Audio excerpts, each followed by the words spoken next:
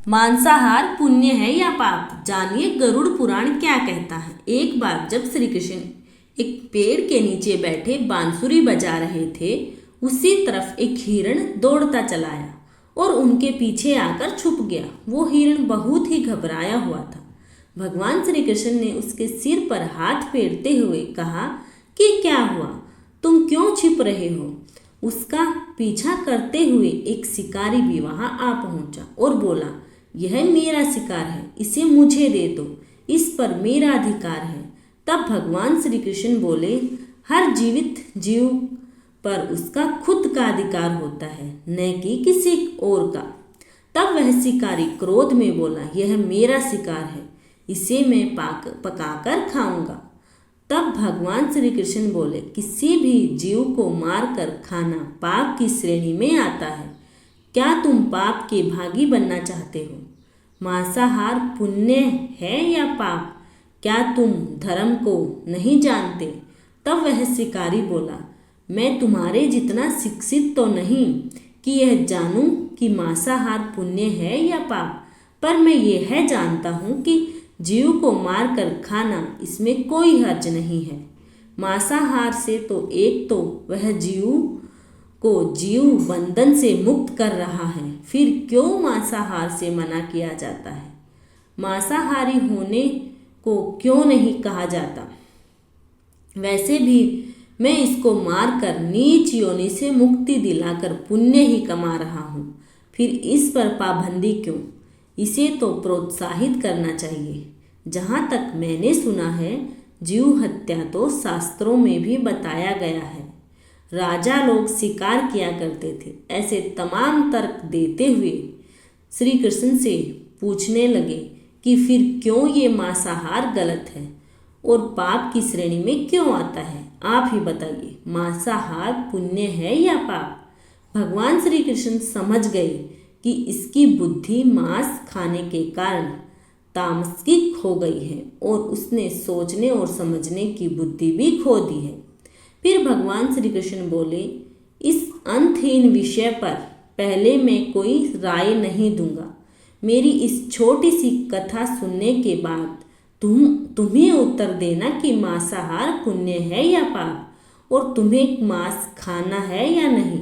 वह शिकारी सोचने लगा कि इसमें मेरा तो कोई घाटा नहीं है, इस कथा को सुन लेता हूँ और मेरा मनोरंजन भी हो जाएगा और बाद में मुझे इसका मांस भी मिल जाएगा।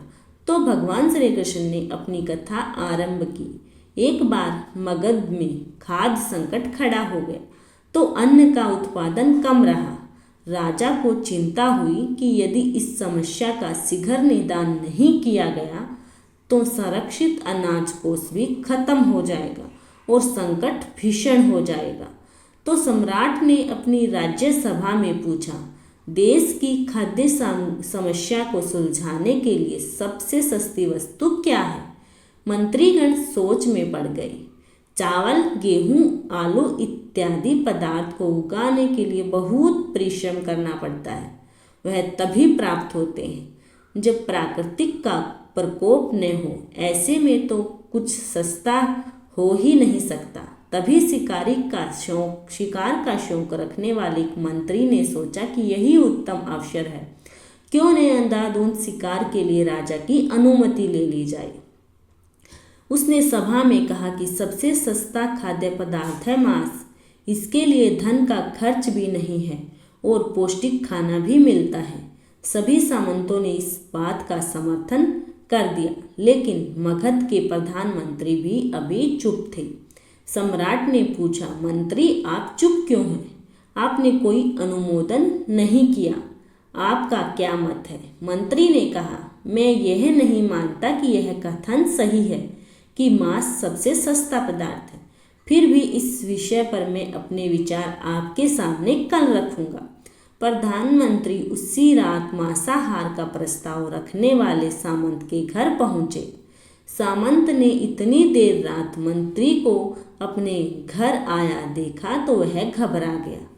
किसी अनिष्ट की आशंका से वह कांप गया। मंत्री ने कहा, संध्या को महाराज बीमार हो गए, उनकी हालत बहुत ही खराब है। राजवेद ने कहा है कि किसी शक्तिशाली देह का 2 तोला मांस मिल जाए तो राजा के प्राण बचाए जा सकते हैं। आप महाराज के सबसे विश्वास पात्र हैं, इसलिए आपसे योग्य कौन होगा। इसके लिए आप जो भी मूल्य लेना चाहें ले सकते हैं। आप कहें तो इस काम के लिए मैं आपको 1,00,000 स्वर्ण मुद्राएं भी दे सकता हूँ। एक बड़ी जागीर भी आप मांग सकते हैं। बस आप अपनी इच्छा कहें, मैं कटार से आपके हृदय को चीर कर बस 2 तोला मांस निकाल लूँगा। यह सुनकर सामंत के चेहरे का रंग फीका पड़ गया। वह सोचने लगा, जब जीवन ही नहीं रहेगा तो 1,00,000 स्वर्ण मुद्राओं से मैं क्या करूँगा और बड़ी जागीर भी किस काम आएगी। वह झटपट अंदर भागा और अपनी तिजोरी से 1,00,000 स्वर्ण मुद्राएं लेकर आया। मुद्राएं देकर उसने मंत्री के पैर पकड़ लिए और गिड़गिड़ाते हुए बोला, श्रीमंत, मैं आपकी 1,00,000 मुद्राओं में अपनी 1,00,000 मुद्रा और मिलाता हूँ। इस पैसे से आप किसी और सामंत के हृदय का मांस खरीद लें, किंतु मुझे जाने दें, यह बात किसी और को पता न चले। मैं आपसे आग्रह करता हूँ। मंत्री जी यह सब समझ चुके थे। वह उसे थोड़ी और मानसिक पीड़ा देना चाहते थे। मंत्री ने आगे कहा, सामंत, आप शरीर से बलिष्ठ हैं। आपकी कद काठी महाराज से मिलती जुलती है, इसलिए राजवेद ने खास तौर पर आप ही का नाम लिया है। आपके दान से हमारे अच्छे राजा की जिंदगी बच सकती है। आप कहें तो मैं आपको मंत्री का पद देने के लिए तैयार हूँ और खुद आपका कर्मचारी बनकर रहूँगा, पर प्रजा से हमारे राजा ने छीने। सामंत तो फंसता हुआ दिख रहा था। उसने शरीर पर अंग वस्त्र रखकर अपने जूते भी पहन लिए। जैसे ही वह वहाँ से भागने वाला था, वह तुरंत मंत्री के पैरों में लेट गया। उसने याचना की कि मंत्री, मैं इसके योग्य नहीं हूँ। जब प्राण ही नहीं रहेंगे तो मंत्री पद का या राज सिंहासन भी मिल जाए तो मैं उसका क्या करूँगा। आप चाहें तो मेरा सब ले लें, पर मेरे प्राण न लें। मैं अपना ये भवन और सारा धन आपको सौंपता हूँ। रातों रात राज्य से निकल जाऊँगा। इतना कहकर वह अपने घोड़े की ओर भागा और जैसे ही अपना घोड़ा घटने लगा, आवाज़ आई, अभी अभी आप अपने पीछे गए। तुम अपने परिवार को भी छोड़े जा रहे हो। सामंत बोला, मेरे प्राण से प्रिय कुछ भी नहीं है। जब जीवन ही नहीं रहेगा तो कुटुंब का क्या करूँगा। जीवन रहा तो ऐसे ही सुखी रह लूँगा। इतना कहकर घोड़े पर छलांग लगाकर बैठ भी गया। वह अभी चलने को ही था कि मंत्री ने घोड़े की सांख पकड़ ली। वह सामंत से बोला, भागने की जरूरत नहीं है, आप आराम से घर पर ही रहो, मैं किसी और का प्रयास करता हूँ। यह कहकर मंत्री वहाँ से चले गए। मंत्री के वहाँ से जाने पर सामंत के अंदर कुछ जान तो आई, परंतु बेचैनी बनी रही। उसकी नींद खराब हो चुकी थी। मुद्राएं लेकर मंत्री बारी बारी से सभी सामंतों के घर पहुँचे और सभी से राजा के लिए हृदय का 2 तोला मांस मांगा, परंतु कोई भी राजी न हुआ। सबने अपने बचाव के लिए मंत्री को 1,00,000 और 5,00,000 मुद्राएं तक दे दी।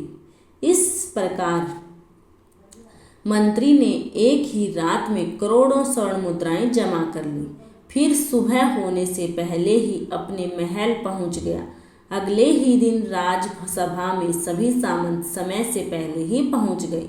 सभी यह जानना चाहते थे कि राजा स्वस्थ है कि नहीं, लेकिन कोई भी किसी से भेद नहीं खोलता था। सबको राजवेद की तलाश थी। उसने ही उन्हें कुछ सूचना मिल सकती थी।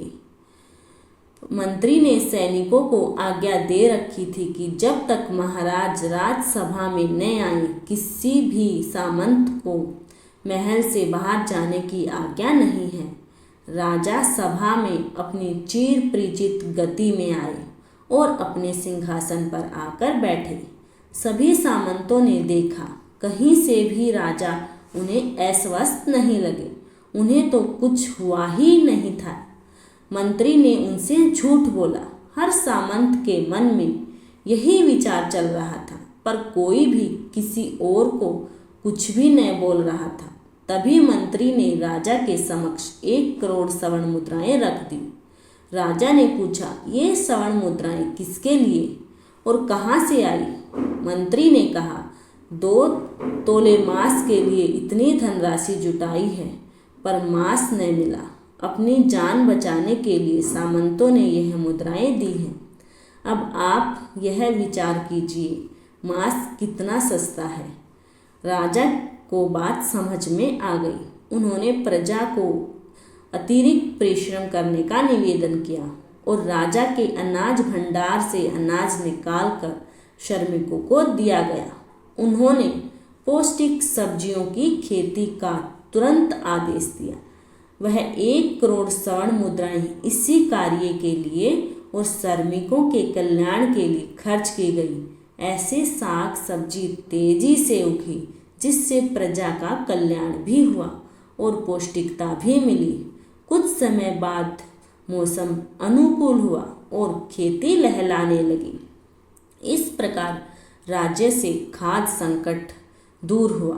तो मित्रों, जीवन का यह मूल्य भगवान श्री कृष्ण हमें इस कथा के जरिए समझाना चाहते हैं कि हम यह न भूलें कि जिस तरह हमें अपनी जान प्यारी है, उसी तरह सभी जीवों को अपनी जान प्रिय होती है। अपने दिल से जानिए पराये दिल का हाल। यदि संसार के संबंधों से मुक्त करने का तर्क सही है, यदि जीव हत्या जीव को संसार बंधन से मुक्त करने का तरीका है, तो अत्याचारी द्वारा किया गया नरसंहार मान्य है। वह भी ये तर्क दे सकते हैं कि वह लोग जीवन के कष्ट से आप लोगों को मुक्त कर रहे हैं। अगर उसके लिए वह जीवन बोझ होता तो कभी भी अपनी जान बचाने के लिए संघर्ष नहीं करता। आपसे भागता नहीं। जो आपके सामने असहाय हो जाता है, उससे प्राण गंवाने पड़ते हैं। जिन जीवों को मारकर आप खा रहे हैं, उन्हें तो प्राण बचाने का अवसर भी नहीं मिलता। बर्बरता सिर्फ वही नहीं है जहाँ सिर्फ मानव का रक्त बहता है। बर्बरता उसे भी कही जाती है जहाँ स्वार्थ के लिए किसी जीव की हत्या कर दी जाए। हम अंत समय में जिंदगी भर के पापों के लिए जिंदगी भर सकर्म करने की कोशिश करते हैं, परंतु हम यह भूल जाते हैं कि जब वह जीव हमारे लिए काटा गया और हमारे लिए तड़पा, उसका श्राप हमें इस जीवन में ही नहीं बल्कि अगले जीवन तक नहीं छोड़ता। परमात्मा से यह ज्ञान पाकर शिकारी परिपूर्ण हो गया और उससे ज्ञान की प्राप्ति हो गई और वह जान गया कि महानता जीवन लेने के में नहीं बल्कि जीवन देने में है। शिकारी भगवान के आगे हाथ जोड़कर वहाँ से चला गया और उसने कसम खा ली कि वह अपने संपूर्ण जीवन में किसी को भी कभी चोट नहीं पहुंचाएगा। धन्यवाद दोस्तों। तो दोस्तों, कैसी लगी आपको हमारी यह कहानी? कमेंट में ज़रूर बताइए। धन्यवाद।